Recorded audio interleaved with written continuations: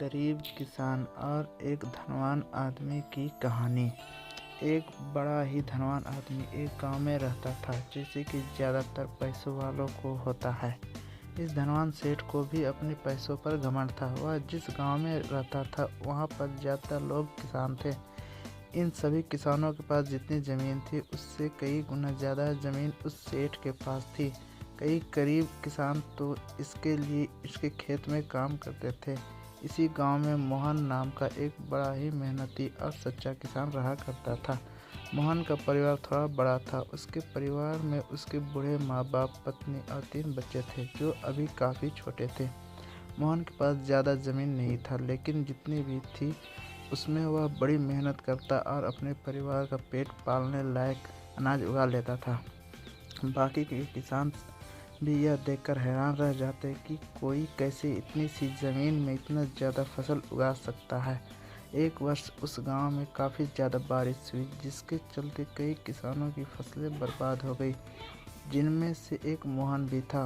अब मोहन धर्म संकट में पड़ गया, क्योंकि उसके परिवार में उसके अलावा कोई और कमाने वाला था नहीं और अपने परिवार को भूखा मरते हुए वह देख नहीं सकता था। वह जानता था कि इस गांव में अगर कोई उसकी मदद कर सकता है तो वह वही घमंडी सेठ है, जिसने गांव के कई अन्य गरीब किसानों को या तो कर्जा दिया है या तो अपने यहाँ काम पर रखा हुआ है। हाथ पर हाथ धरे बैठ रहने से बजाय उसने इस सेठ के पास जाने का फैसला किया और एक दिन उनके पास पहुंच गया।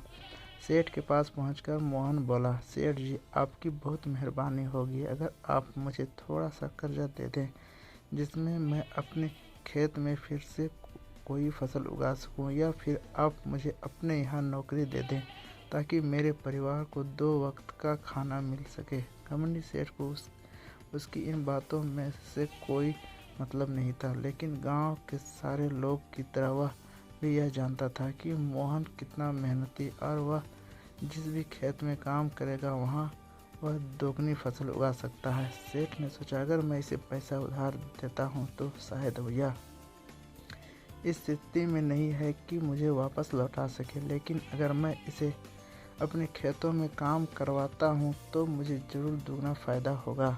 सेठ मोहन से बोला, देख भाई, पैसा तो मैं तुझे दूंगा नहीं और मेरे पास अभी खेतों में काम करने के लिए कई किसान पहले से मौजूद है, लेकिन तुझ पर तरस खाकर मैं तुझे अपने खेतों में नौकरी देता हूँ, पर मैं तुझे इसके लिए ज़्यादा पैसे नहीं दूंगा। बाकी किसानों को 300 देता हूँ, मैं तुम्हें 200 ही दे पाऊँगा।